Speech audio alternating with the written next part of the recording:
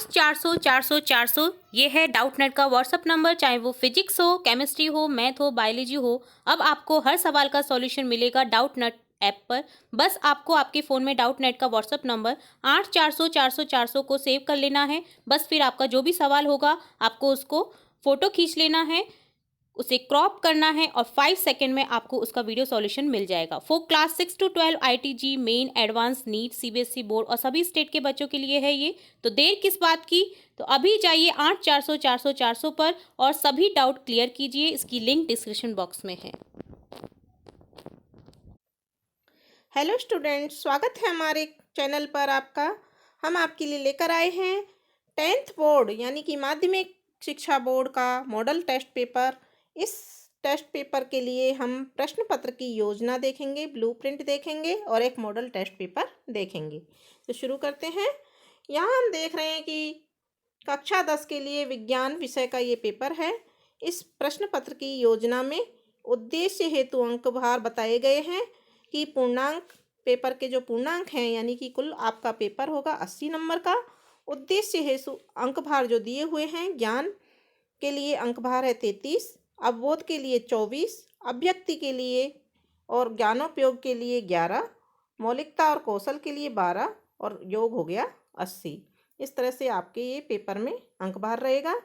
अगला प्रश्नों के प्रकार वार अंक भार दिया हुआ है यानी कि आपके वस्तुनिष्ठ प्रश्न आएंगे, उनकी संख्या होगी 18 और कुल अंक का प्रतिशत होगा 22.50।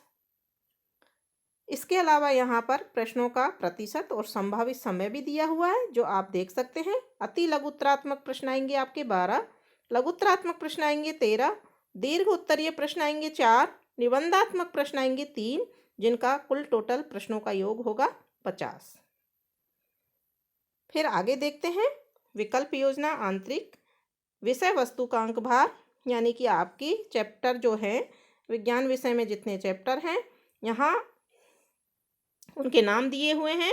रासायनिक अभिक्रियाएं एवं समीकरण यानी कि अध्याय 1 में से अंक भार रहेगा 8, दूसरे में से 9, तीसरे में से धातु और अधातु में से 7, चौथा जो अध्याय है जैव प्रक्रम का इसमें से 9 अंक भार यानी कि 9 नंबर के प्रश्न आएंगे। अध्याय 7 में से नियंत्रण और समन्वय में से 8 नंबर के आएंगे। आनुवांशिकता एवं जैव विकास में से 7 नंबर का आएगा। 10वें अध्याय में से 9 नंबर के, अध्याय 12 में से 8 नंबर के, अध्याय 13 में से विद्युत धारा और चुंबकीय प्रभाव में से 8 नंबर का, अध्याय 15 में से 4 नंबर और अध्याय 16 में से 3 नंबर का रहेगा। इसके बाद में हम प्रश्न पत्र का ब्लूप्रिंट यहाँ दिया हुआ है उसको हम देखते हैं कि जो नाम दिए हुए हैं जैसे अध्याय 1 रासायनिक अभिक्रिया एवं समीकरण में से लघुत्तरात्मक प्रश्न आएंगे 2 जो कि 1-1 नंबर के होंगे। इसी तरह से पूरी इस तालिका को आप देख करके प्रत्येक पाठ का नाम और उसमें कितने प्रश्न और किस टाइप के प्रश्न आएंगे ये ब्लूप्रिंट में आप देख सकते हैं।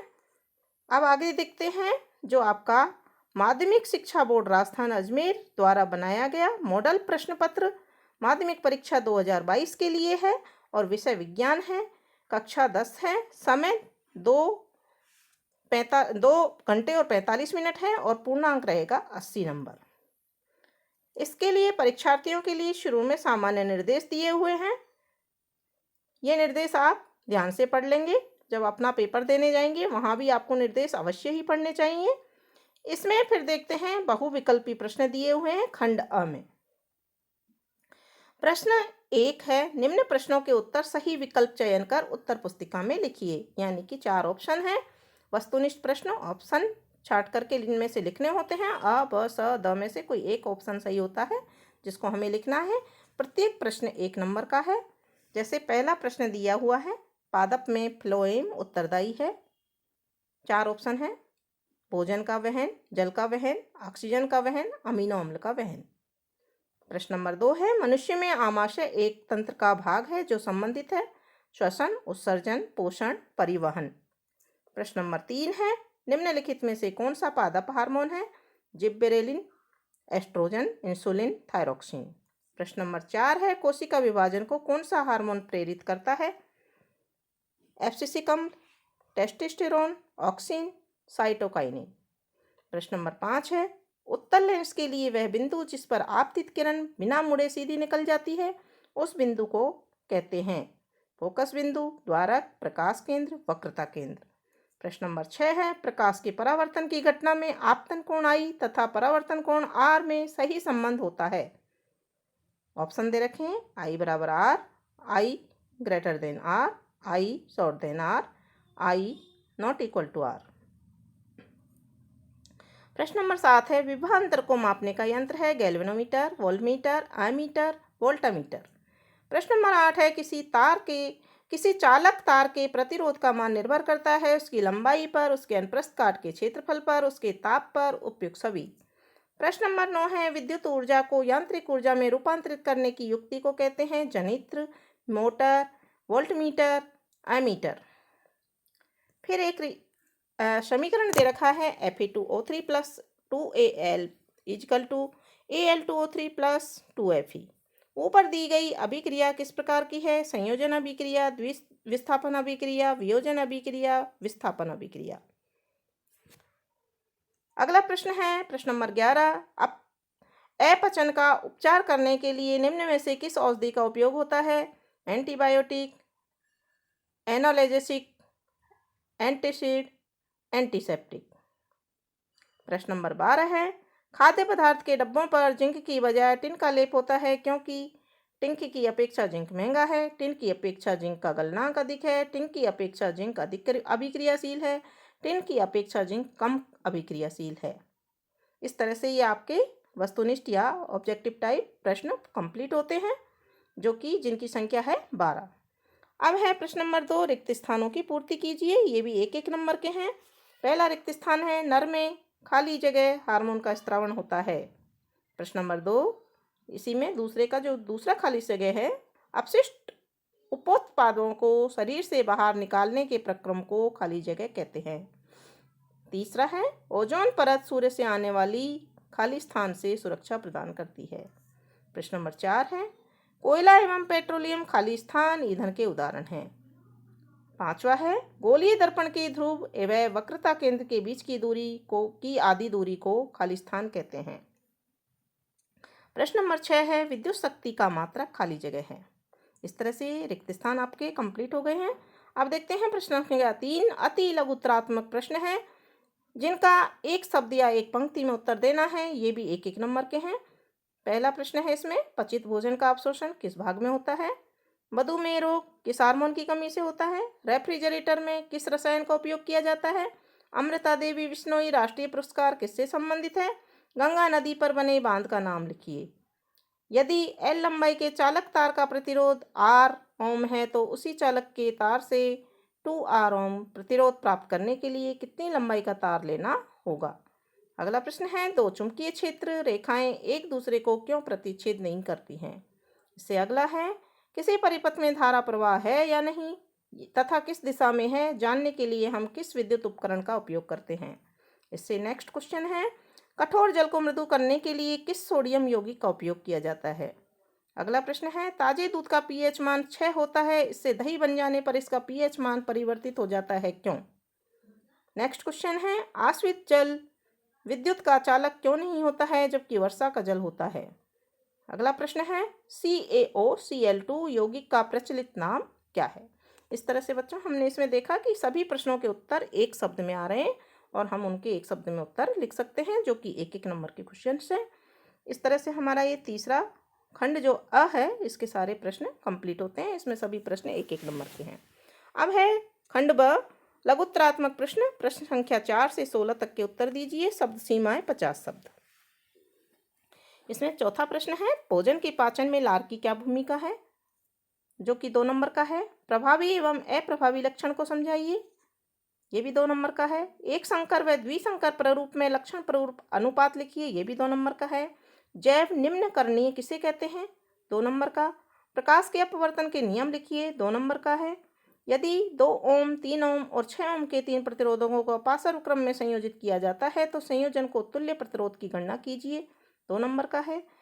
प्रश्न नंबर 10 है, विद्युत परिपथ के लिए ओम का नियम लिखिए, इसके लिए आवश्यक सूत्र भी लिखिए, ये भी 2 नंबर का है।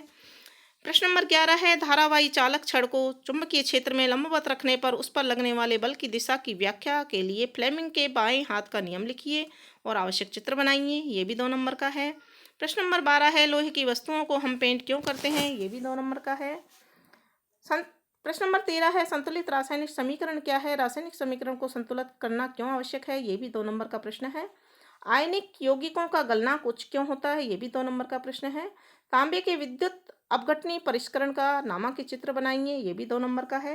प्रश्न नंबर 16, प्रयोग द्वारा समझाइए कि धातु ऊष्मा के संचालक होते हैं। आवश्यक चित्र भी बनाइए। ये प्रश्न भी 2 अंक का है। इस तरह से खंड ब के सारे प्रश्न 2-2 अंक के हैं। अब देखते हैं खंड स को, दीर्घ उत्तरीय प्रश्न। प्रश्न नंबर 17 से 20 तक के उत्तर लिखिए। शब्द सीमा है 100 शब्द। इसमें सभी प्रश्न 3-3 अंक के दिए हुए हैं। प्रश्न नंबर 17 है, वायवीय तथा अवायवीय श्वसन में क्या अंतर है? अथवा हमारे शरीर में हीमोग्लोबिन की कमी से क्या प्रभाव पड़ेगा? प्रश्न नंबर 18 है, समजात और समरूप अंग किसे कहते हैं? चित्र बनाइए। अथवा जीवाश्म किसे कहते हैं? चित्र बनाइए। प्रश्न नंबर 19, चुंबकीय क्षेत्र से आप क्या समझते हैं? चुंबकीय बल रेखाओं की विशेषताएं लिखिए। किसी धारावाही वृत्ताकार कुंडली द्वारा उत्पन्न चुंबकीय क्षेत्र को प्रदर्शित करने के लिए आवश्यक चित्र बनाइए। ये भी 3 नंबर का है। अथवा में फिर से एक प्रश्न दिया हुआ है, विद्युत मोटर किस सिद्धांत पर कार्य करती है? आवश्यक चित्र बनाकर कार्यप्रणाली समझाइए। विद्युत मोटर के 2 उपयोग बताइए। प्रश्न नंबर 20 है, जल के वैद्युत अपघटन की विधि लिखिए। इसकी आवश्यक रासायनिक अभिक्रिया दीजिए एवं नामांकित चित्र बनाइए। इसके अथवा में जो प्रश्न है, जब लोहे की कील को कॉपर सल्फेट के विलयन में डुबोया जाता है तो विलयन का रंग क्यों बदल जाता है? आवश्यक चित्र बनाते हुए समझाइए। ये 3-3 नंबर के प्रश्न थे। अब है खंड द।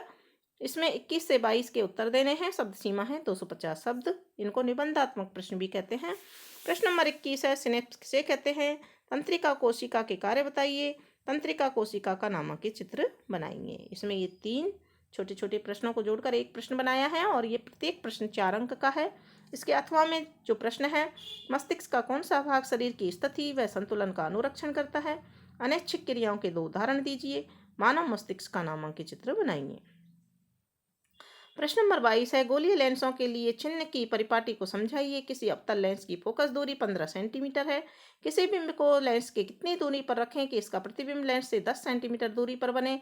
लेंस द्वारा उत्पन्न आवर्धन भी ज्ञात कीजिए। उत्तल लेंस द्वारा बनने वाले प्रतिबिंब के लिए किरण चित्र बनाइए, जबकि बिंब को 2f1 व f1 के बीच में रखा जाता है।